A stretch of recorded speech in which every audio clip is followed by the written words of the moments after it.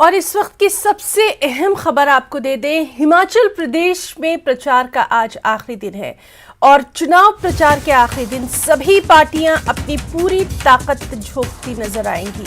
आपको बताया कि 12 नवंबर को यहां पर मतदान हो रहा है। तो हिमाचल में प्रचार का आज आखिरी दिन है। चुनाव प्रचार का आखिरी दिन होने की वजह से सभी सियासी पार्टियां अपनी पूरी ताकत झोंकती नजर आएंगी। हर खबर, हर खित्ते पर कहां पर क्या सियासी सरगर्मियां हैं वो लगातार हम आपको बताते रहे हैं और आज का दिन सबसे अहम रहने वाला है क्योंकि आज तमाम सियासी पार्टियां प्रचार के आखिरी दिन पूरी तरह से एक्टिव नजर आएंगी। 12 नवंबर को यहां पर मतदान होना है। तो हिमाचल में प्रचार का आज आखिरी दिन और आज सभी पार्टियां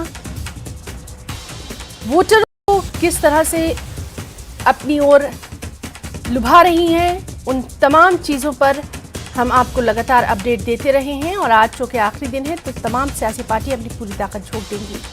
12 नवंबर को यहां मतदान होना है।